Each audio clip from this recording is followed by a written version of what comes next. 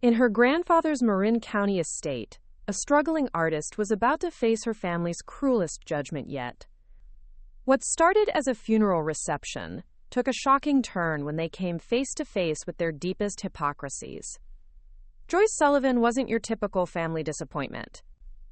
For 28 years, she had spent her life pursuing authentic dreams over conventional success, known for her unwavering creative spirit. When she encountered Elena Rodriguez reading William's will, she had no idea she was walking into a $50 million revelation. Joyce's inheritance would lead to explosive family confrontations. What began as familiar dismissal would become complete power reversal. The Sullivan family would never be the same after discovering their failure held all the cards. Before we jump back in, tell us where you're tuning in from, and if this story touches you, make sure you're subscribed, because tomorrow, I've saved something extra special for you. Joyce Sullivan's fingernails still carried traces of cerulean blue paint when she pushed through the heavy oak doors of her grandfather's Marin County estate. The morning shift at Grind Coffee had ended with her frantically scrubbing at her hands in the tiny employee bathroom, but stubborn flecks of color remained, a visible reminder of the canvas she'd abandoned at dawn. The grand foyer stretched before her, all polished marble and crystal chandeliers, filled with relatives who looked like they'd stepped from the pages of a lifestyle magazine. Joyce smoothed her black dress, the only funeral-appropriate outfit she owned, acutely aware of how it hung slightly loose on her frame. Joyce. Her mother Margaret's voice carried across the room with surgical precision. How thoughtful of you to join us. Every head turned, and Joyce felt the familiar heat of embarrassment crawl up her neck. Margaret Sullivan approached with measured steps, her Chanel suit immaculate, her expression carved from ice. I'm sorry I'm late, Joyce began, but Margaret's raised hand silenced her. Of course you are. Margaret's eyes swept over Joyce's appearance with practiced disappointment. Your grandfather's service was beautiful. Such a shame you missed Father Morrison's eulogy about William's legacy of achievement. The words landed with their intended precision. Joyce had been at the cemetery, standing in the back during the graveside service, watching from a distance as her family occupied the front rows. Somehow there had been no space for her. Mom, give her a break. David Sullivan materialized beside them, his 6-foot frame commanding attention. At 32, Joyce's older brother possessed the kind of confidence that came from never doubting his place in the world. His navy suit was clearly bespoke, his smile practiced from years of client dinners. She's here now, isn't she? But his tone carried the same condescension Joyce had heard since childhood. The voice of someone speaking to a difficult child who needed managing. The reception moved into the dining room, where Joyce found herself seated between elderly Aunt Constance and her cousin Robert. David held court from the head of the table, regaling relatives with stories of his latest acquisition deal. Joyce, dear, Margaret's voice cut through the conversation. How is your art project coming along? The table quieted, sensing blood in the water. Joyce felt every eye upon her, waiting for her response to what sounded innocent but carried years of dismissal. It's not a project, Mom. It's my career. A ripple of barely suppressed amusement moved around the table. Cousin Patricia leaned forward with predatory interest. Oh, that's right. You paint, don't you? How? Creative. Are you showing in galleries yet? Joyce's throat tightened. The truth was complicated. A few group shows in Oakland coffee shops, an online presence that generated modest sales, commissions that barely covered supplies. I'm building my portfolio, she said quietly. Of course you are, David interjected, his voice heavy with brotherly concern. But Joyce, you can't build a life on hobby sales. Remember business school? You showed real aptitude. It's not too late to get back on track. Grace Sullivan Morrison leaned forward, her expression sympathetic in the way that made Joyce's skin crawl. David's right. I mean, pursuing art is admirable, but at some point, practicality has to matter. Look at me. I loved music, played piano all through college, but I recognized that medicine was more stable. Sometimes we have to make sacrifices. The words stung because Joyce remembered Grace's music, She remembered finding her sister at 17, tears streaming as she played Chopin with transcendent passion. Grace had been brilliant, and she'd abandoned it all for their parents' approval. Uncle Harold chuckled from across the table. Maybe some people aren't meant for conventional success. The gentle, familial laughter that followed felt like physical blows. Your grandfather spoiled you, Margaret said softly, but her words carried to every corner. All those museum visits, those long letters you exchanged. He encouraged your romantic notions. But William was practical when it mattered. He built something lasting, something real. Joyce's fingers found the small sketchpad in her purse, a nervous habit. Even now, her mind cataloged details. Afternoon light slanting through windows. David's self-satisfied smile. The careful distance Grace maintained. The artistic phase has gone on long enough, don't you think? Margaret continued. You're 28, Joyce. What do you have to show for all this? Creativity. The familiar weight of inadequacy settled over her shoulders. Maybe they were right. Maybe she was deluding herself, clinging to elaborate procrastination. Maybe... The front door chimed, interrupting her spiral. Footsteps echoed across marble. Joyce looked up to see Elena Rodriguez approaching, briefcase in hand, expression carrying the gravity of official business. Mrs. Sullivan, Elena said, nodding toward Margaret. I apologize for interrupting, but it's time to discuss William's will. The dining room fell silent as Elena Rodriguez set her briefcase on the mahogany sideboard with practiced precision. At 45, the estate lawyer carried herself with the quiet authority of someone accustomed to delivering life-changing news. Her dark suit was impeccable, her expression carefully neutral as she withdrew a leather portfolio. If everyone could gather in the living room, Elena said, her voice cutting through the sudden tension. This shouldn't take long. Joyce watched her family members exchange glances, the kind of loaded looks that spoke of expectations and calculations. David straightened his tie, his confidence radiating as he led the procession into the adjacent room. Grace followed with measured steps, her medical training evident in the way she observed everyone's reactions. Margaret positioned herself in William's favorite leather chair, claiming the seat of authority with unconscious entitlement. Joyce lingered in the doorway, feeling like an intruder in her own grandfather's house. The living room held so many memories. Quiet afternoons when William had shown her his art books, pointing out techniques and discussing the stories behind famous paintings. Now it felt foreign, occupied by relatives who viewed her as an obligation rather than family. Please, everyone sit, Elena instructed, opening the portfolio with deliberate care. The official seal of the document caught the late afternoon light, streaming through tall windows. William Sullivan left very specific instructions regarding the reading of his will. David settled into the chair closest to Elena, his posture radiating expectation. He'd made no secret of his financial planning around the inheritance.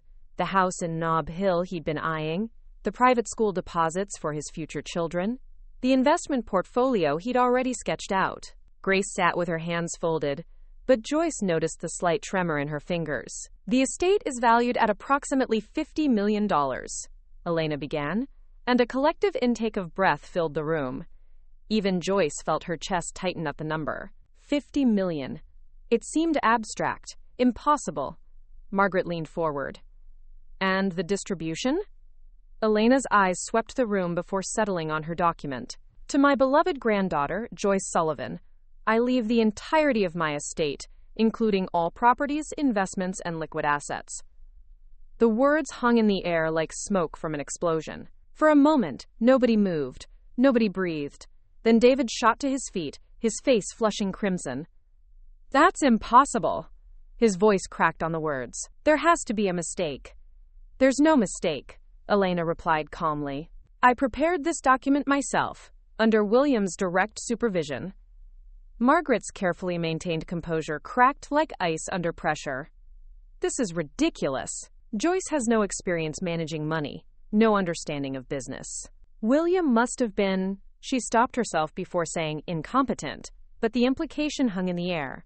Grace sat frozen, her medical training warring with her shock. Joyce could see her sister processing the information like a diagnosis, running through possibilities, trying to make sense of an impossible result. Furthermore, Elena continued, as if family members weren't fragmenting around her.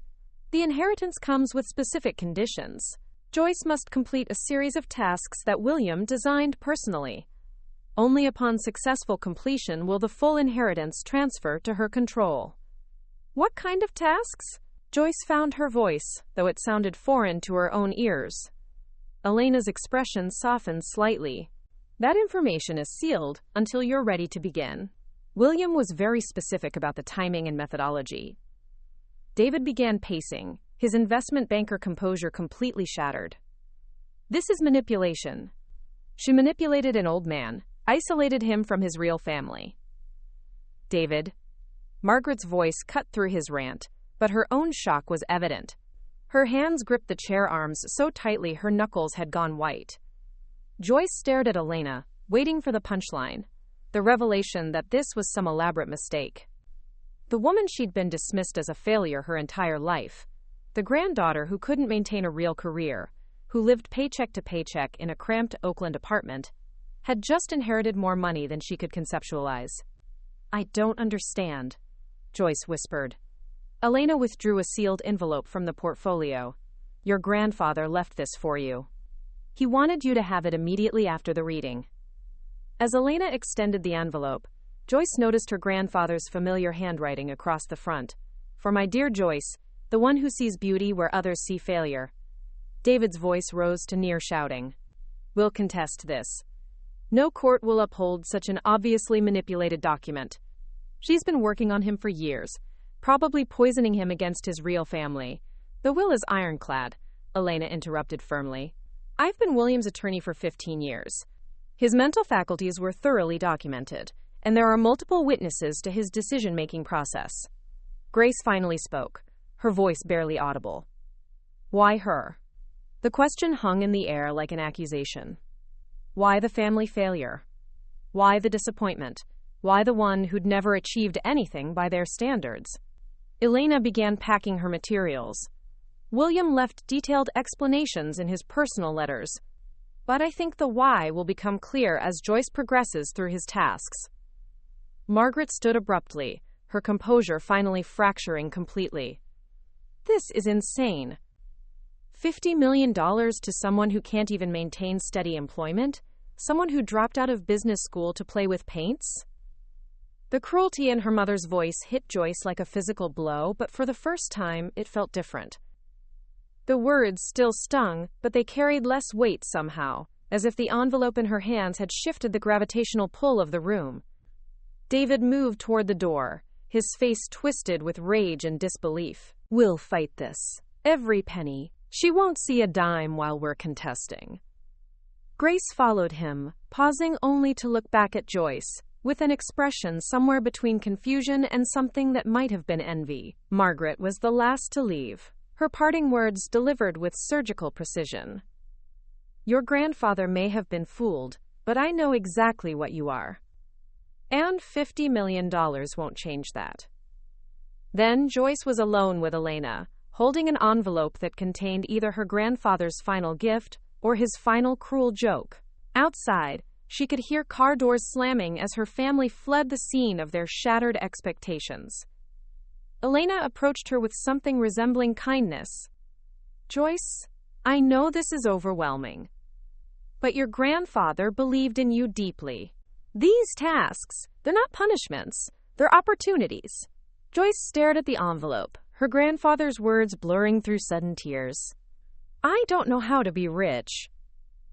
"William didn't think you needed to learn how to be rich," Elena replied softly. "He thought you needed to learn how to believe in yourself." Joyce's Oakland apartment had never felt smaller than it did at midnight, surrounded by the debris of her former life. The envelope from Elena sat unopened on her coffee table, a coffee table she'd found abandoned on the street and painted with wildflowers, like everything else in her space that showed traces of her desperate attempts to create beauty from nothing. Her phone had been ringing non-stop since the family left Grandfather William's house. David had called 6 times, each voicemail progressively more threatening. Margaret had sent a series of text messages that began with disappointment and escalated to outright cruelty. Grace hadn't called at all, which somehow hurt worse than the other's anger. The only call Joyce had answered was from Marcus Thompson, her closest friend since community college art classes. His voice had been the first kind thing she'd heard all day. "Jay, you sound like you've been hit by a truck. What happened at the funeral thing?" She'd tried to explain, but the words came out fractured, disjointed. $50 million. Her grandfather's faith. Her family's rage. Tasks she didn't understand for an inheritance she couldn't process. Marcus had listened without interruption, a skill he'd developed through years of social work with traumatized kids. When she finished, he was quiet for a long moment. "Your grandfather saw something in you that your family refuses to see," he'd said finally. "Maybe it's time you started looking for it too." Now, alone in her apartment at 2 a.m., Joyce finally opened the envelope. William's handwriting filled 2 pages of cream-colored stationery, his words careful and deliberate. "My dearest Joyce, if you're reading this, then the family has reacted exactly as I predicted. David's rage, Margaret's dismissal, Grace's confusion. I've seen these patterns for decades, but you, my dear granddaughter, have always been different. I'm not giving you this money because you need it, though I know your struggles. I'm giving it to you because you're the only one in this family who understands that wealth means nothing without character, that success means nothing without compassion. Your first task is simple. Help someone in need using exactly $500. Document the experience, but tell no one about the source of the money. You have 1 week. This isn't charity, Joyce. This is education. Learn what it means to have power and how you choose to use it. With all my love and faith, Grandfather William P.S. Elena has arranged for a temporary account with $10,000 for immediate expenses and task completion. The real inheritance awaits your success." Joyce read the letter 3 times, her mind struggling to process the instructions. Help someone with $500. It seemed simultaneously enormous and insignificant. She'd never had $500 to spare in her entire adult life, but compared to $50 million, it felt like pocket change. Sleep didn't come until dawn, and when it did, it brought dreams of her grandfather's study, the way afternoon light had filtered through his windows while he showed her art books, pointing out brushstrokes and explaining the stories behind famous paintings. He'd never asked about her grades or her career prospects. He'd asked about her dreams. Wednesday morning brought Marcus to her door with coffee and bagels, his social worker instincts recognizing someone in crisis. At 30, he carried himself with the quiet strength of someone who'd survived the foster system and chosen to help others navigate similar struggles. "You look like hell," he said, settling onto her paint-splattered couch. "Talk to me." Joyce showed him the letter, watching his expression shift from surprise to understanding. Marcus had grown up with nothing, bounced between foster homes, aging out of the system at 18, with little more than a high school diploma and determination. His perspective on money was fundamentally different from her family's. $500, he said thoughtfully. "You know what that could do for some of the families I work with?" That's when it clicked. Joyce had been thinking about the money abstractly, but Marcus saw it in concrete terms. Groceries for a month, utility bills paid, school supplies for kids whose parents worked 3 jobs but still couldn't make ends meet. "There's this family," Marcus continued, not knowing he was solving her dilemma. "Single mom, 3 kids. Maria's been cleaning offices at night while her kids are sleeping, but she got laid off last week when the company downsized. They're about to lose their apartment." Joyce felt something shift in her chest, a sense of purpose she hadn't experienced since she'd last painted something that truly mattered. What would $500 mean for them? Rent for another month, time to find another job. The difference between staying together and having the kids go into the system. Preparing and narrating this story took us a lot of time, so if you are enjoying it, subscribe to our channel. It means a lot to us. Now back to the story. That afternoon, Joyce walked through Marcus's neighborhood for the first time, seeing it through new eyes. She'd grown up middle class, struggling only in the artistic, existential way of someone whose basic needs were met. This was different. Real poverty. the kind that shaped every decision and limited every dream. Maria Gonzalez was 28, Joyce's age, but carried herself with the exhausted dignity of someone fighting a war everyone else ignored. Her apartment was spotless despite its obvious poverty, and her 3 children, ages 6, 8, and 10, had the kind of quiet maturity that came from understanding their family's precarious situation. Joyce had prepared a story about a community assistance program, but found herself speaking more honestly than she'd intended. "I know what it's like to feel like you're failing," she said, though she knew her struggles were different from Maria's. "Sometimes we all need help." The relief in Maria's eyes when Joyce handed her the envelope was devastating and beautiful simultaneously. $500, less than Joyce had spent on art supplies in the past year, represented hope for this family. Driving home, Joyce understood her grandfather's lesson. The money wasn't the point. The choice was the point. How do you use power when you have it? How do you help without patronizing? How do you recognize need without judgment? That evening, she documented the experience in her sketchbook, trying to capture Maria's dignity, her children's quiet hope, the weight of making a difference in someone's life. For the first time since the will reading, Joyce felt something other than overwhelmed. She felt useful. Elena Rodriguez arrived at Joyce's apartment Thursday morning with a second envelope and a revelation that shattered everything Joyce thought she knew about her grandfather. The lawyer's usual professional composure seemed different, more personal, as if she was about to share secrets rather than simply execute legal documents. "Your first task was completed beautifully," Elena said, settling into the chair Joyce had painted with morning glories. "William would have been proud of your choice to help Maria's family." Joyce's apartment felt different with Elena in it, smaller, more intimate. The lawyer's presence made Joyce acutely aware of her surroundings. The canvases leaning against walls, the art supplies scattered across every surface, the careful way she'd tried to make beauty from almost nothing. "How did you know about Maria?" Joyce asked. Elena's smile carried secrets. "I've been managing William's philanthropic work for 15 years. We've helped dozens of families like Maria's, always anonymously, always through intermediaries like Marcus, who understand the communities they serve." The words hit Joyce like cold water. Grandfather William was helping people? But the family never. Your family never knew. Elena opened her briefcase with deliberate care. William built his fortune through tech investments, yes. But he spent most of his adult life giving it away. Scholarships for kids aging out of foster care. Medical bills for families facing bankruptcy. Small business loans for people the banks ignored. Joyce felt the ground shifting beneath her understanding of her grandfather. The family patriarch, the successful businessman, the man her mother constantly held up as an example of practical achievement, had been living a completely different life than anyone realized. He called it invisible wealth, Elena continued. Money used to solve problems without anyone knowing where it came from. He believed the most powerful help was the kind that preserved dignity. Elena withdrew the second envelope, but before handing it over, she fixed Joyce with a serious look. "I need to prepare you. David filed formal papers yesterday to contest the will. He's hired Jonathan Mitchell, one of the most aggressive estate attorneys in the state." The name hit Joyce with a chill of recognition. Jonathan Mitchell's face had been on billboards across the Bay Area.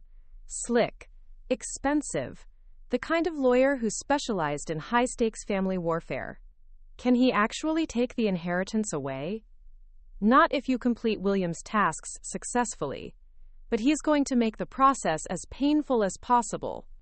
He's claiming you manipulated an elderly man, isolated him from family, potentially even suggest mental incompetence. Joyce's phone buzzed with another text from David. "Enjoying your last days as a millionaire. We'll prove what you really are." Elena noticed her expression. "There's more you need to understand about your family's relationship with William. The secrets run deeper than you realize." She opened a file folder filled with financial documents. Margaret's gambling problem started 12 years ago. William quietly paid off her debts 3 times, over $200,000 total. He never told anyone, never made her acknowledge it publicly. Joyce stared at the documents, trying to reconcile this information with her mother's constant criticism of financial irresponsibility. Mom gambles? David's last business venture, the one he claims was so successful? It was a disaster. He would have lost everything, but William stepped in, paid his creditors, restructured his debts, gave him the foundation to rebuild. David has no idea his, quote, success was subsidized. The revelations kept coming, each one reshaping Joyce's understanding of her family dynamics. Grace's medical school loans, paid anonymously by William when she was struggling. Cousin Robert's mortgage, rescued when his law firm nearly collapsed. Even Aunt Constance's assisted living expenses had been quietly covered for years. He helped everyone, Joyce whispered. But they think he was a conventional businessman who valued traditional success above all else. They shaped themselves trying to earn his approval, never realizing he was most proud of the ways they helped others. Elena handed Joyce the second envelope. Your next task builds on the first. William wants you to spend a full day working alongside people from different economic backgrounds. Learn their stories. Understand how money, or the lack of it, shapes daily choices. Joyce opened the envelope, finding detailed instructions and another of her grandfather's letters. Dear Joyce, wealth without empathy is just hoarding. Power without understanding is just tyranny. Before you can responsibly manage $50 million, you need to understand what that money means to people who've never had enough. Spend tomorrow at Marcus's community center. Work beside people fighting battles you've never faced. Listen to their stories. Document their dignity, their struggles, their hopes. This isn't about charity, this is about education. How can you help people if you don't understand their lives? Your loving grandfather, William. As Elena prepared to leave, she paused at the door. Joyce, there's something else. Jonathan Mitchell isn't just any lawyer. He's William's grandnephew, your father's cousin's son. He grew up feeling entitled to William's wealth, believing family connection should guarantee inheritance. The words settled over Joyce like lead weight. The fight wasn't just about money. It was about family legacy, about who deserved William's approval, about decades of assumptions being violently overturned. That evening, Margaret called for the first time since the will reading. Her voice carried a different quality, less imperious, more desperately manipulative. Darling, I've been thinking about this inheritance situation. Perhaps we can work something out, family to family. You could share the money appropriately. Make sure everyone benefits from William's generosity. Joyce recognized the tone, the same voice her mother had used when asking her to babysit Grace's children, when suggesting Joyce move back home to save money, when dismissing her art as a phase she'd eventually outgrow. What did you think of Grandfather William, Mom? Really? Margaret's pause was telling. He was a good man, practical, successful. He understood the importance of family legacy. Did you know about his charity work? Another pause, longer this time. What charity work?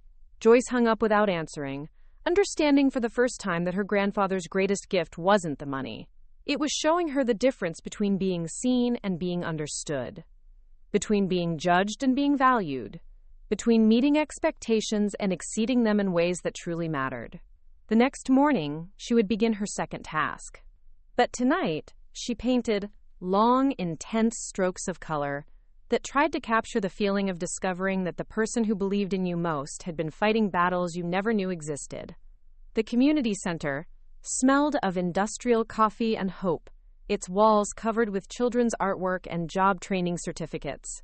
Joyce arrived at dawn, her hands soft from a lifetime of holding paintbrushes rather than mops, ready to spend 8 hours learning what $50 million meant to people who counted every penny.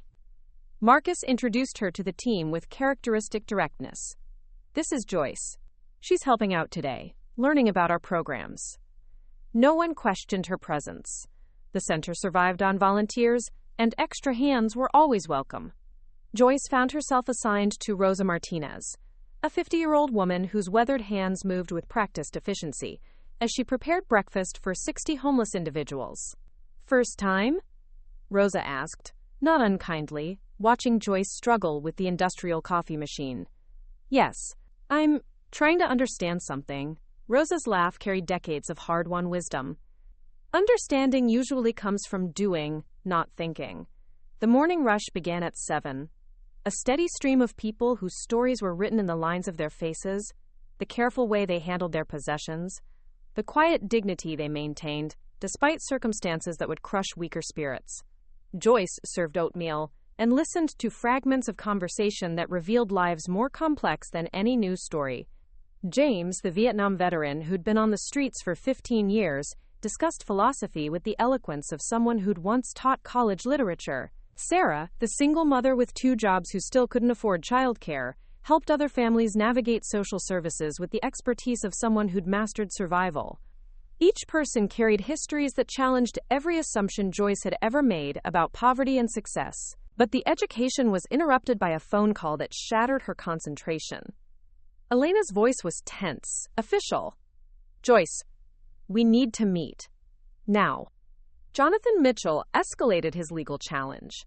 "And there are things about your family you need to know before this gets worse." An hour later, Joyce sat in Elena's downtown office, surrounded by file folders that contained 15 years of William's secret financial interventions. The lawyer's expression was grim as she spread documents across the conference table. "Jonathan's strategy is character assassination," Elena began. "He's claiming you isolated William from family, manipulated him during periods of diminished capacity, and potentially even suggest elder abuse." The accusations hit Joyce like physical blows. She thought of quiet afternoons in William's study, the gentle way he'd corrected her art technique, the pride in his voice when she'd shown him her latest paintings. "But that's not the worst part," Elena continued. "His investigation is uncovering family secrets that William worked very hard to keep hidden. Secrets that explain why he chose you." Elena opened the first folder, revealing bank records dating back 12 years. Margaret's gambling addiction wasn't just casual poker nights. She lost the family house twice, the one you grew up in. William bought it back both times, restructured the mortgage, never told anyone in the family what really happened. Joyce stared at the numbers, trying to reconcile them with her mother's constant lectures about financial responsibility. Hundreds of thousands of dollars, lost to casinos and online betting, while Margaret criticized Joyce for spending money on art supplies. David's business ventures, Elena continued, opening another folder. 3 separate companies, all failures. William covered his losses each time, helped him rebuild, even provided capital for his current firm. David's entire career is built on grandfather's money, but he genuinely doesn't know it. William structured everything through shell companies and intermediaries. The revelations kept coming, each one more devastating than the last. Grace's medical school debts, not just loans, but payments to keep her from dropping out when she'd had what the family called stress-related academic difficulties, but which Elena's documents revealed as a complete psychological breakdown. She was hospitalized for 6 weeks during her surgical residency, Elena explained. Severe depression, anxiety, thoughts of self-harm. William paid for private treatment, covered her lost income, made sure her medical career survived when she couldn't function. Joyce felt sick. Grace, the perfect daughter, the family success story, had been falling apart while Joyce was struggling through community college art classes. Does she know he helped her? None of them know. William believed that help should preserve dignity, not create obligation. He structured everything to look like scholarships, grants, lucky breaks, successful investments. Elena opened the final folder, the heaviest one, filled with correspondence dating back 20 years. These are letters William wrote, but never sent. To Margaret, to David, to Grace. Letters explaining his disappointment in their choices, their values, their treatment of you. Joyce picked up a letter addressed to Margaret, dated 5 years earlier. Dear Margaret, I've watched you systematically destroy Joyce's confidence for 23 years. Every family gathering becomes an opportunity to diminish her accomplishments, dismiss her dreams, and convince her she's not enough.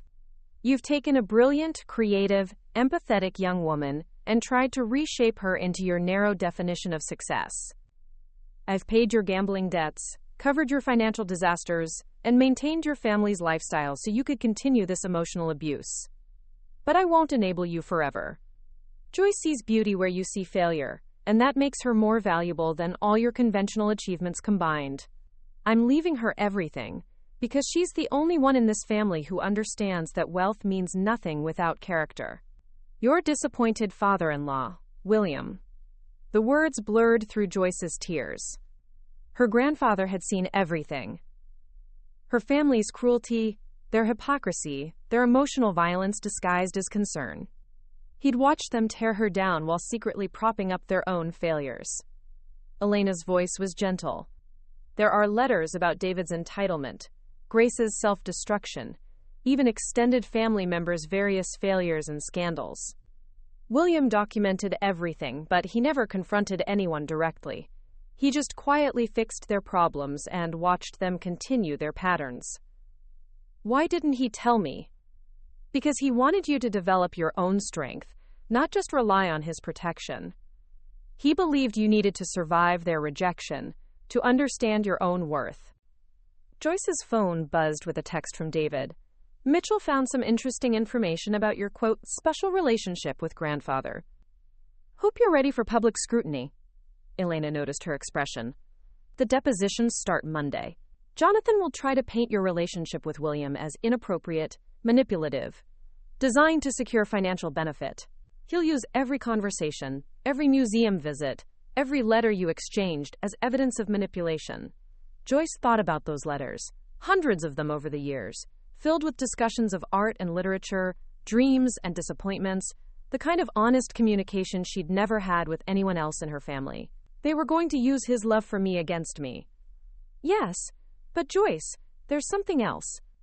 Something Jonathan doesn't know yet, but will discover if this goes to trial. Elena paused, her expression troubled.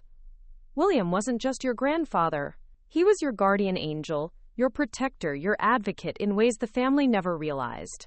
Every scholarship you received, every art program that accepted you, every lucky break in your career, William arranged them all. The final revelation hit Joyce like a physical blow. Her entire adult life, every small success she'd achieved, every moment of validation she'd found outside her family's criticism, none of it had been entirely her own. Elena leaned forward. But here's what William understood that you don't yet. Talent can't be purchased. Character can't be fabricated. He could open doors, but you had to walk through them. He could provide opportunities, but you had to earn them. Everything you accomplished was still yours, Joyce. He just made sure you had the chance to accomplish it. Outside Elena's office, San Francisco bustled with the energy of people building their own version of success. Joyce walked among them, carrying the weight of her grandfather's secrets and the knowledge that her family's next move would be to destroy the relationship that had sustained her entire life. But for the first time since the will reading, she felt something other than overwhelmed. She felt angry. And anger, she was beginning to realize, might be exactly what she needed to fight back. Joyce discovered her grandfather's third task on a gray San Francisco morning that matched her emotional state perfectly. Elena had delivered the envelope personally, along with a warning that Jonathan Mitchell's investigation was intensifying and that family depositions would begin within days. The task seemed deceptively simple. Identify and help someone whose potential was overlooked by others, someone who reminded her of herself. But as Joyce sat in her apartment, surrounded by canvases that represented years of struggling to be seen as legitimate, she realized William was asking her to confront the cycle of dismissal that had nearly destroyed her own dreams. The answer came to her during David's furious phone call that afternoon. He'd been ranting about legal strategies and family loyalty when his 16-year-old daughter Sophie had apparently interrupted him in the background, asking to borrow the car for art class. Art class, David had scoffed into the phone, clearly intending Joyce to hear. Another waste of time and money. I keep telling her to focus on subjects that matter. AP Calculus, economics, pre-law courses. But she insists on this creative nonsense. Joyce had hung up mid-sentence, her heart pounding with recognition. Sophie, David's daughter, who'd always been quiet at family gatherings, who'd shown Joyce shy sketches during boring dinner conversations, who'd been the only family member to seem genuinely interested in Joyce's art career, rather than dismissive of it. The next morning, Joyce drove to Sophie's high school, waiting in the parking lot until the final bell. She watched teenagers pour out of the building in their tribal clusters. Athletes, academics, theater kids, the invisible ones who moved through hallways like ghosts. Sophie emerged alone, carrying a portfolio case that looked expensive but unused. Her expression carrying the familiar weight of someone whose dreams were considered impractical by the people who were supposed to support them. Aunt Joyce? Sophie's surprise was genuine when Joyce approached her. "What are you doing here?" Joyce studied her niece, really looked at her for perhaps the first time. At 16, Sophie had the kind of sharp intelligence that came from observing family dynamics rather than participating in them. Her dark hair was cut in a way that suggested artistic sensibility, and her clothes showed subtle creative touches that spoke of someone expressing herself within the constraints of parental expectations. "I wanted to see your artwork," Joyce said simply. "Your real artwork, not the stuff you show the family." Sophie's eyes widened, then narrowed with the wariness of someone who'd learned not to trust adult interest in her creative pursuits. "Dad says I need to focus on practical subjects." "What do you say?" The question seemed to unlock something in Sophie. She led Joyce to a coffee shop near the school, then opened her portfolio with the careful reverence of someone sharing sacred objects. The work inside took Joyce's breath away. Portraits that captured psychological depth, landscapes that conveyed emotion rather than just scenery, abstract pieces that spoke to pain and hope in ways that reminded Joyce of her own artistic evolution. "Sophie, this is extraordinary. How long have you been working at this level?" "About 2 years, but I can only work on it at school or at friends' houses. Dad thinks it's a distraction from real academics." Sophie's voice carried the exhausted tone of someone who'd fought this battle repeatedly. "He wants me to apply for business programs, maybe pre-law. Says art is a hobby, not a career." Joyce felt her grandfather's presence in the moment, understanding exactly why he'd designed this task. She was looking at herself 15 years ago. Talented, passionate, systematically discouraged by family members who confused conventional success with actual worth. What if I told you that wasn't true? What if I showed you that art could be both a career and a calling? Over the next hour, Joyce outlined a plan that felt both revolutionary and natural. Private art instruction with professional artists she knew in Oakland. Portfolio development for college applications. Most importantly, validation that Sophie's creative vision mattered, that her way of seeing the world was valuable rather than impractical. "But Dad will never agree to pay for art classes. He barely tolerates the ones I take at school." Joyce smiled, understanding her grandfather's wisdom more clearly with each passing moment. What if the funding came from somewhere else? A scholarship program for young artists, maybe? Sophie's eyes lit up with the kind of hope Joyce remembered from her own teenage years. The desperate desire to believe that someone, somewhere, understood that creativity wasn't just self-indulgence but a necessary part of who she was. That evening, Joyce called Grace for the first time since the will reading. Her sister's voice was carefully neutral, professional in the way that suggested she was treating this conversation like a medical consultation rather than family communication. "Grace, I need to ask you something about Sophie. Does David know how talented she is?" The pause on Grace's end was telling. "He knows she's artistic. But you know David, he sees everything through the lens of practical achievement. The way our parents saw my art?" Another pause, longer this time. Joyce could hear something shifting in Grace's breathing, some recognition of parallel experiences. "Joyce, there's something I need to tell you. Something about why I became a doctor instead of continuing with music." The confession came slowly, painfully. Grace had been accepted to Juilliard, had been offered a full scholarship for piano performance. But Margaret and their father had convinced her that music wasn't a sustainable career, that she'd struggle financially, that she'd never achieve the kind of respectability that came with medical degrees. "I gave up my dreams because I was scared," Grace admitted, "because they convinced me that following my passion was selfish, impractical, ultimately worthless. And now I watch David doing the same thing to Sophie. And Her voice broke. "Grace, it's not too late. For any of us." "What do you mean?" Joyce took a deep breath, understanding that her grandfather's task wasn't just about helping Sophie.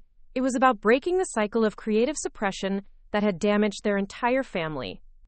I mean, maybe it's time we stopped letting fear make our decisions. Maybe it's time we started supporting the dreamers instead of discouraging them.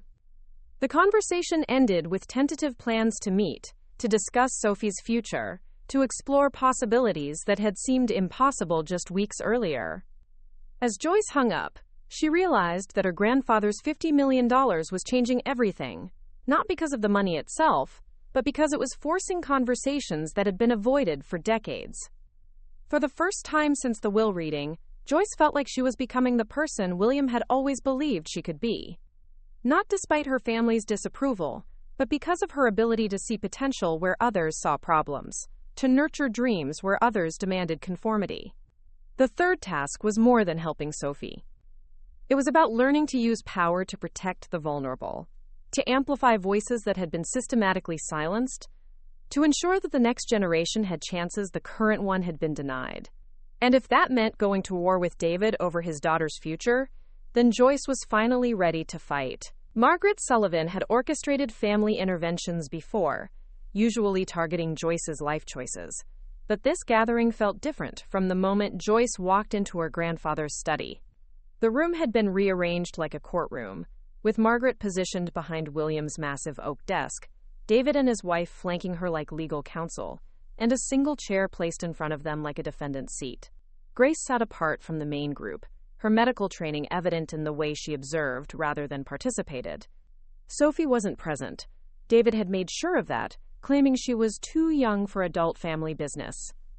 "Sit down, Joyce," Margaret commanded, her voice carrying the authority of someone accustomed to controlling family narratives. "We need to discuss this inheritance situation before it destroys our family permanently." Joyce remained standing, her grandfather's lessons about power dynamics suddenly crystal clear. She'd spent 30 years allowing her family to position her as the problem, the disappointment, the one who needed fixing. But $50 million and 3 completed tasks had shifted something fundamental in her understanding of family hierarchy. "Actually, I think I'll stand," Joyce replied calmly. "I've been sitting through family criticism for most of my life. Maybe it's time I had a different perspective." David's face flushed the way it always did when his authority was challenged. "This isn't a joke, Joyce. You're tearing this family apart with your selfishness. Grandfather's money should benefit everyone, not just you. The way your business failures benefited from his money? The way Mom's gambling debts were covered by his generosity? The way Grace's medical career was saved by his intervention?" The words landed like grenades in the carefully orchestrated atmosphere. David's confident expression cracked, Margaret's composure faltered, and Grace's head snapped up with genuine shock. "What are you talking about?" David demanded, but his voice carried less certainty than before. Joyce opened the folder Elena had given her, spreading financial documents across William's desk like evidence in a trial. "I'm talking about 15 years of secret financial support that none of you acknowledged, appreciated, or apparently even recognized." Margaret's face went white as she recognized her casino debt records. "Where did you get these? These are private. These are Grandfather William's records. Every payment, every bailout, every time he saved your reputation while you criticized mine." Joyce's voice grew stronger with each revelation. "Did you know he bought back our childhood home twice, Mom? Twice. Because your gambling losses would have cost us everything." David grabbed for the documents, his hands shaking as he read his own business records. The shell companies, the mysterious investors, the lucky breaks that had saved his career, all traced back to William's accounts. "This is impossible," he whispered. "I earned everything I have. I built my firm from nothing." "You built it from Grandfather's money," Joyce interrupted. "Every major client, every crucial investment, every coincidental opportunity. He arranged them all. Your entire success story is funded by the man whose approval you've been desperately seeking your whole life." Grace stood abruptly, her medical composure finally cracking. "The scholarship for my residency program, the one that covered my living expenses when I was struggling. That wasn't a merit award, was it?" Joyce's expression softened as she looked at her sister. He knew about your breakdown, Grace. He knew you were hospitalized, that you nearly dropped out of medical school. He arranged private treatment, covered your expenses, made sure your career survived when you couldn't function. The room fell silent, except for the sound of Margaret's careful breathing and David's papers rustling as he continued reading through evidence of his subsidized success. But why? Grace asked quietly. Why didn't he tell us? Why didn't he ask for gratitude, acknowledgement, anything? Before Joyce could answer, the study door opened and Elena Rodriguez entered carrying a briefcase and wearing an expression of grim determination. I'm sorry to interrupt, Elena said, though her tone suggested she wasn't sorry at all. But given the family's decision to stage this intervention, I think it's time Joyce heard William's final message. Margaret started to object, but Elena was already setting up a laptop on the desk, her movements efficient and purposeful. William recorded this video 3 months before his death, Elena explained. He intended it to be played only if the family's reaction to the will was as hostile as he predicted. The screen flickered to life, revealing William Sullivan in his study, looking directly into the camera with the clear eyes and steady voice of someone delivering a final judgment. If you're watching this, then my family has reacted to my will exactly as I feared. Joyce, my dear granddaughter, you're probably surrounded by people telling you that you don't deserve this inheritance, that you manipulated me, that you're destroying family unity. William's image leaned forward slightly, his expression both gentle and implacable. Let me be clear. I gave you this money because you're the only person in this family who understands that wealth without character is meaningless. You've spent your entire adult life being criticized for choosing authenticity over appearance, creativity over conformity, compassion over calculation. The camera angle shifted as William stood, moving to the window that overlooked his garden. Margaret, you've spent 30 years trying to mold your children into what you thought I wanted, never realizing that I valued their individual spirits over their conventional achievements. Your gambling addiction, your financial irresponsibility, your emotional distance from your children. I covered for these failures not because I approved of them, but because I loved my grandchildren too much to let your problems destroy their stability. Margaret made a sound that might have been a sob or a gasp. David, you've built your identity around being the successful son, never understanding that success without integrity is just elaborate fraud. I funded your career not because you deserved it, but because your children deserved a stable father. Every dollar I spent saving your businesses was an investment in Sophie's future, not yours. David's face had gone completely pale, his hands gripping the arms of his chair. Grace, you sacrificed your musical gifts for a medical career you thought would earn approval, never realizing that I was most proud of you when you were creating beauty, not just treating symptoms. Your breakdown wasn't a failure. It was your spirit rebelling against choices that weren't authentically yours. William returned to his chair, facing the camera directly. I'm leaving everything to Joyce because she's the only one who chose her path based on personal truth rather than external expectations. She struggled financially, been dismissed by family, questioned her own worth, but she never compromised her essential self for approval. The video continued for another 5 minutes, with William addressing each family member's specific failures and choices, his words carrying the weight of decades of observation and disappointment. When it ended, the study was silent except for the sound of Grace crying quietly and Margaret's carefully controlled breathing. David was the first to speak, his voice hollow. He thought we were all failures. No, Joyce said softly. He thought you were all lost. There is a difference. Margaret stood abruptly, her composure finally shattered completely.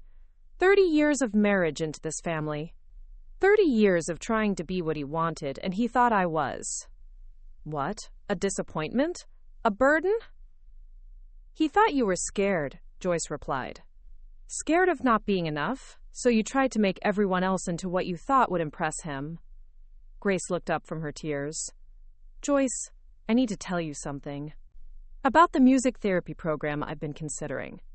About the choices I want to make differently. But before she could continue, David's phone buzzed with a text message. His face went even paler as he read it. Jonathan Mitchell wants to meet tomorrow. He says he has evidence that will definitively prove you manipulated grandfather's final months. Joyce felt the weight of her grandfather's final task settling over her like armor. She understood now that this wasn't just about money. It was about the courage to stand up for what was right, even when it meant standing alone against people who were supposed to love you. "Let him come," she said quietly. "I'm ready to tell the truth about everything." Joyce woke at dawn to find her grandfather's final envelope slid under her apartment door, along with a note from Elena. Jonathan Mitchell moved up his timeline. "You have 48 hours to complete this task before he files for emergency injunction. This is it, Joyce. Everything depends on what you do next." The envelope was heavier than the others, sealed with wax that bore William's personal signet. Inside, his final letter was longer, more detailed, and written in the careful script of someone who knew these might be his last words to someone he loved. "My dearest Joyce, if you're reading this, then you've survived your family's attempts to convince you that you don't deserve this inheritance. You've learned about their secrets, their failures, their hypocrisies. You've seen how money reveals character rather than creating it. Your final task is the most difficult. You must decide whether to keep the entire inheritance or share it with family members who have shown genuine growth and remorse. You have 48 hours to make this choice, but the decision cannot be based on guilt, obligation, or the desire to buy peace. Judge them by their actions, not their promises. Forgiveness is powerful, but enabling destructive patterns helps no one. Some relationships can be healed.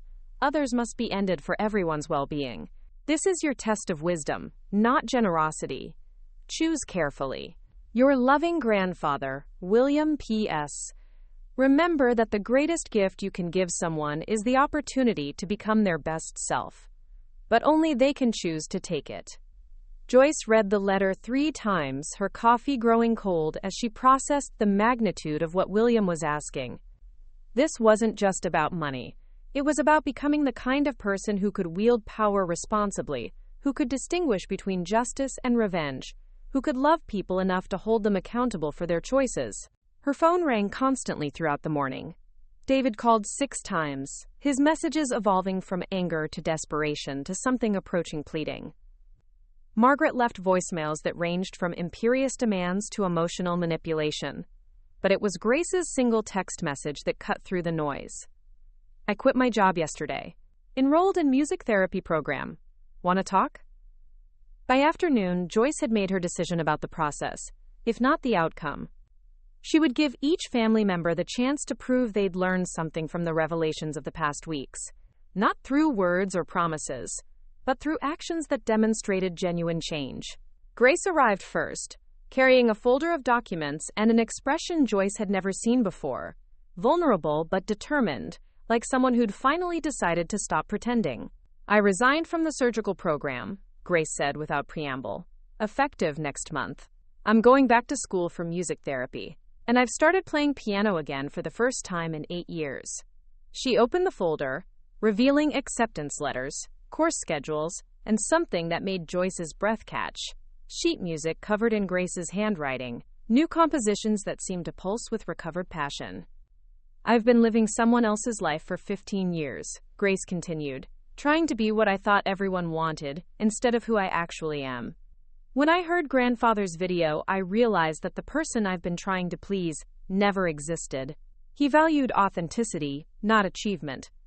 Joyce studied her sister's face, looking for signs of manipulation or calculated sympathy. Instead, she saw something she'd never witnessed before: Grace being completely honest about her own failures and fears. "What about your marriage, your children, the financial security you've built?" Grace's smile was sad but genuine. "Tom's been waiting for me to remember who I was when we first met. And the twins, they need to see their mother following her dreams, not just lecturing them about practical choices. As for money," she shrugged, "we'll manage. People did it before inherited trust funds became the norm." Margaret arrived while Grace was still speaking, her usual perfect composure replaced by something more human: exhaustion, genuine remorse, and what might have been the beginning of self-awareness. "I need to tell you both something," Margaret said, settling into Joyce's painted chair with careful dignity. I've been attending Gamblers Anonymous meetings for the past week, not because of the inheritance, but because hearing about William's secret payments made me realize how much damage my addiction has caused. She opened her purse and withdrew a folder of her own, meeting attendance records, financial counseling appointments, and a letter from the GA sponsor she'd been assigned. I haven't placed a bet in 8 days, Margaret continued. It doesn't sound like much, but it's the longest I've gone without gambling in 12 years. I'm also meeting with a financial planner to understand exactly how much debt William covered and how I can start paying back what I can. Joyce felt something shifting in her chest. Not forgiveness exactly, but the possibility of it. What about your criticism of my choices? Your constant dismissal of my art, my lifestyle, my decisions? Margaret's composure cracked slightly. I was terrified that you'd end up like me, making decisions based on impulse rather than planning, living for immediate gratification instead of building something stable. I thought if I could convince you to choose conventional success, you'd be safe. Safe from what? Safe from being judged the way I've been judging myself for decades. Margaret's voice dropped to almost a whisper. I've been so ashamed of my failures that I tried to control everyone else's choices to avoid facing my own. The conversation was interrupted by David's arrival, and Joyce immediately sensed the difference in his energy. Gone was the entitled confidence she'd known her entire life, replaced by something more uncertain but potentially more honest. I need to say something, David began, his voice carrying none of its usual command. I've spent the past week reviewing every business decision I made over the last decade, tracing back the lucky breaks and quote, coincidental opportunities that built my career. He sat heavily on Joyce's couch, looking older than his 32 years. 90% of my success was grandfather's doing. The clients who chose my firm, the investors who backed my projects, the deals that somehow worked out despite my mistakes, all of it traced back to his influence. Joyce waited for the excuse, the rationalization, the attempt to minimize his role in accepting help he'd never acknowledged. Instead, David continued, I've been living a lie, and worse, I've been teaching Sophie that success means taking credit for other people's work. Yesterday, I found her college application essays. She's been writing about how art doesn't matter, how creativity is self-indulgence, how she wants to follow in my footsteps in business. His voice broke slightly. I've been destroying my daughter's dreams the same way I convinced myself that my fake achievements were real.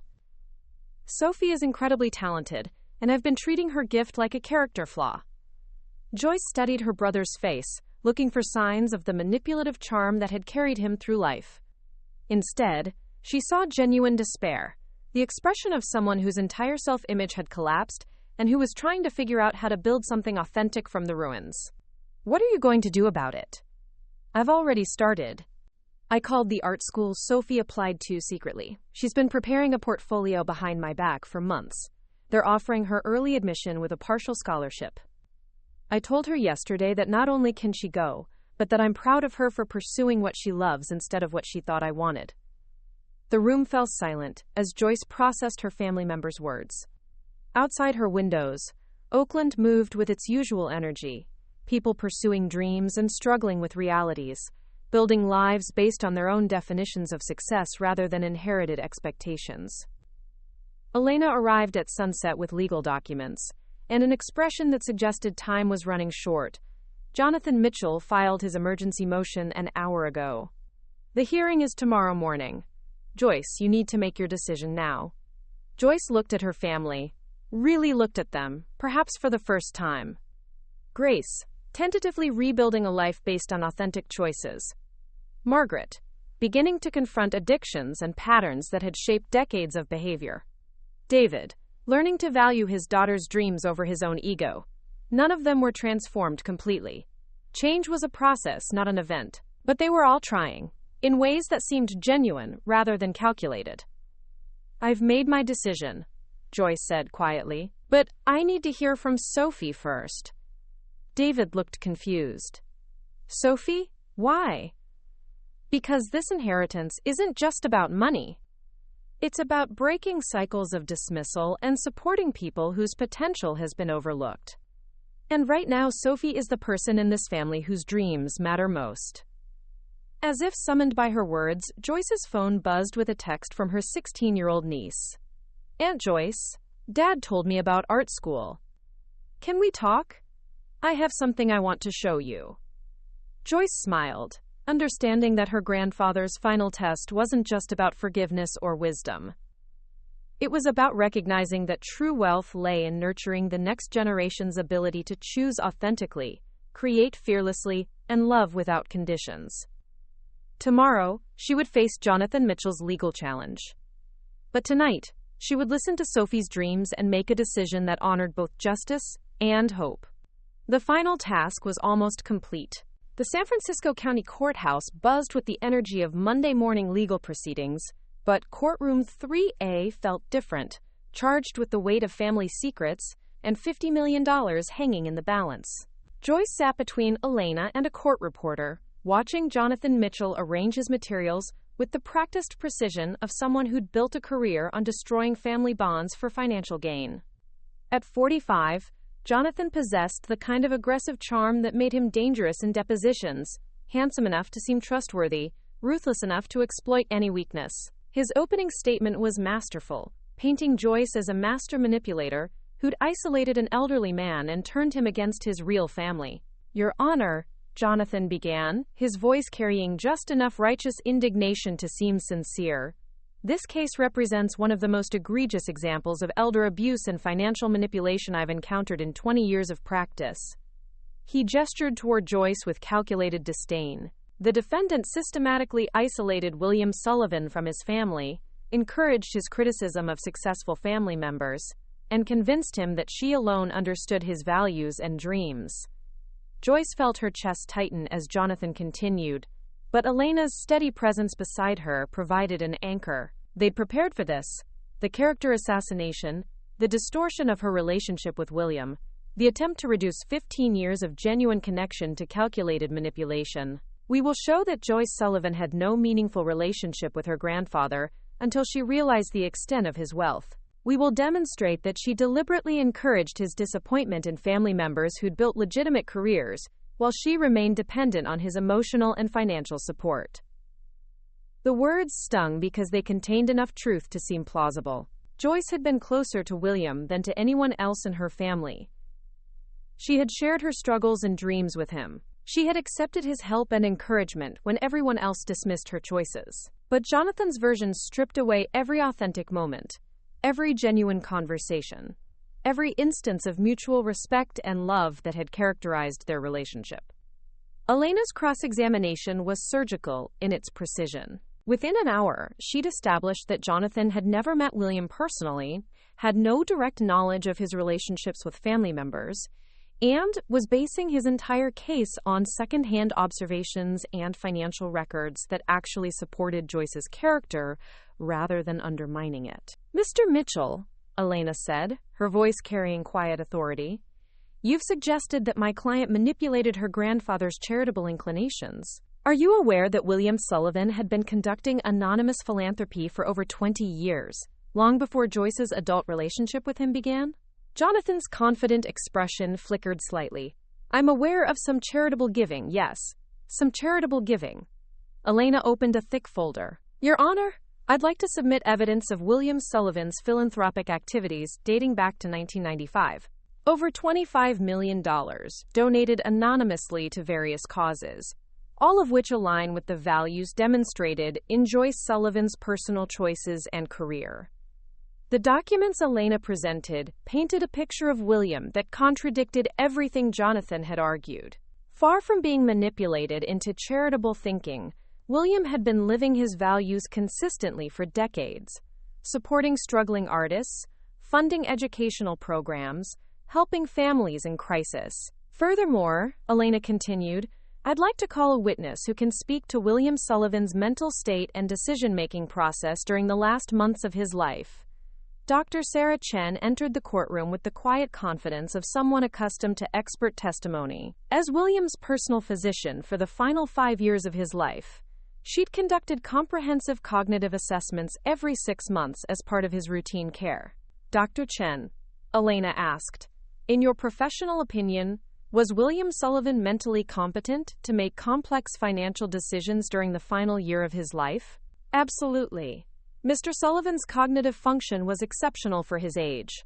His memory, reasoning ability, and judgment were all well within normal ranges. In fact, his mental acuity was remarkable. He could discuss complex financial strategies, remember detailed conversations from months earlier, and demonstrate sophisticated understanding of family dynamics. Jonathan's objections grew more desperate as Dr. Chen's testimony continued. The medical evidence was overwhelming. William had been not just competent, but exceptionally sharp right up until his death. But the moment that changed everything came when Elena called Sophie Sullivan to the witness stand. At 16, Sophie carried herself with the kind of quiet dignity that reminded everyone in the courtroom why this case mattered. She wasn't just a witness. She was the future that Joyce's inheritance was designed to protect. "Sophie," Elena asked gently, "can you describe your relationship with your Aunt Joyce?" Sophie's answer was immediate and honest. "Aunt Joyce is the only adult in my family who's ever asked me what I want to do with my life instead of telling me what I should do." The simplicity of the statement hit the courtroom like a revelation. Here was the next generation, speaking truth about family dynamics that the adults had spent decades avoiding. "Can you tell the court about your artistic interests and how your family has responded to them?" Sophie's testimony revealed everything. Years of having her artwork dismissed as impractical, being pushed toward useful subjects, feeling like her creative gifts were character flaws rather than talents worth nurturing. "When Aunt Joyce found out about my art, she didn't ask me if it was practical or if I could make money from it. She asked me if it made me feel alive. No one had ever asked me that before." Jonathan's attempt to cross-examine Sophie backfired spectacularly. His aggressive questioning style, designed to intimidate adult witnesses, made him look like a bully attacking a teenager whose only crime was pursuing her dreams. By afternoon, the tide had turned completely. Elena presented William's video testimony, recorded specifically for legal proceedings, in which he explained his reasoning with the clarity and conviction of someone whose mental faculties were obviously intact. "I'm leaving my estate to Joyce not because she manipulated me, but because she's the only person in my family who chose her path based on personal truth rather than external expectations." William's recorded voice filled the courtroom. "She's struggled financially and been dismissed by family, but she never compromised her essential self for approval." Judge Martinez's ruling was swift and decisive. The evidence overwhelmingly supports William Sullivan's mental competency and the authenticity of his relationship with Joyce Sullivan. The will stands as written. But Joyce's victory in court was only the beginning of her real decision. As they left the courthouse, Elena handed her a final document, the inheritance transfer papers that would make her $50 million official. "Before you sign," Elena said quietly, "you should know that your family is waiting outside. They want to hear your decision about sharing the inheritance." Joyce found them gathered on the courthouse steps: David, Grace, Margaret, and Sophie, along with Marcus, who'd come to support her through the legal proceedings. They looked like what they were: a family that had been forced to confront its own dysfunction and was tentatively hoping for a chance at redemption. Joyce took a deep breath and made the speech she'd been preparing since her grandfather's final task had been revealed. "I'm keeping the majority of the inheritance to continue Grandfather William's philanthropic work. But I'm establishing trust funds for Sophie's education and Grace's music therapy program, conditional on your continued growth and authenticity." She looked directly at David. "You receive nothing directly, because you've shown no genuine remorse for how you've treated people. But Sophie's trust fund will ensure her future regardless of your choices." David's face went through several emotions: anger, disappointment, and finally, something that might have been acceptance. "Margaret," Joyce continued, "I'm offering to fund your addiction recovery program and financial counseling, but no direct money. You need to prove you can change before you can be trusted with wealth." Margaret nodded, tears streaming down her face. "That's more than I deserve." Joyce signed the inheritance papers with Sophie beside her, understanding that her grandfather's greatest gift wasn't the money. It was the confidence to trust her own judgment and the courage to use power responsibly. The legal battle was over. The real work of healing was just beginning. 6 months later, Joyce stood in her new studio, a converted warehouse in Oakland, where natural light streamed through floor-to-ceiling windows, illuminating canvases that finally reflected her vision without the constraint of financial desperation.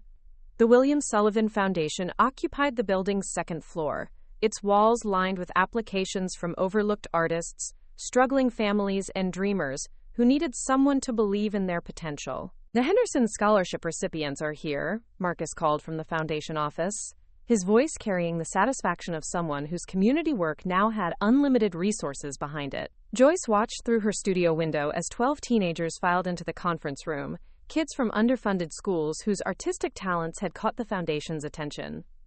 Sophie was among them, not as a recipient but as a mentor, her own art school success making her uniquely qualified to guide others through the maze of creative education and family expectations. Grace's music therapy clinic had opened 3 weeks earlier, housed in the building's ground floor. Through the walls, Joyce could hear piano music mixed with children's laughter, the sound of her sister finally living authentically. Grace's marriage had survived her career change, strengthened, rather than strained by her decision to pursue meaningful work over impressive titles. Margaret attended Gamblers Anonymous meetings in the Foundation's community room every Tuesday evening. She'd been gambling free for 5 months and had started volunteering with families affected by addiction. The transformation wasn't complete, might never be, but it was genuine. David remained the holdout. His business had struggled without William's secret support, forcing him to face the reality of his actual abilities versus his inherited advantages. But Sophie's acceptance to art school had changed something in him. Last week, he'd called Joyce for the first time since the courthouse steps. "I want to apologize," he'd said simply, "not for the inheritance. I still think you could have shared it differently, but for the way we treated you growing up, for making you feel like you weren't enough." Joyce smiled, remembering her grandfather's words about forgiveness being powerful but enabling being destructive. Some relationships healed gradually. Others required complete reconstruction. Elena knocked on the studio door, carrying a final envelope. "This arrived this morning. It's the last one." Inside, William's final letter was brief. "My dearest Joyce, if you're reading this, then you've completed every task and learned what I hoped you would, that true wealth lies not in having money, but in knowing how to use it wisely. You've always seen beauty where others saw failure. Now you have the resources to protect and nurture that vision in others. Paint your dreams, my dear granddaughter. The world needs your light." Forever proud, Grandfather William Joyce folded the letter carefully, then picked up her brush and returned to the canvas. A portrait of Sophie at 16, eyes bright with possibility, hands covered in paint, surrounded by the kind of supportive chaos that allowed creativity to flourish. Outside, Oakland hummed with the energy of people pursuing their own definitions of success. Inside, Joyce continued painting, finally understanding that her grandfather's greatest gift hadn't been $50 million. It had been the confidence to trust that she was exactly who she was meant to be. Up next, you've got 2 more standout stories right on your screen. If this one hit the mark, you won't want to pass these up. Just click and check them out. And don't forget to subscribe and turn on the notification bell so you don't miss any upload from us.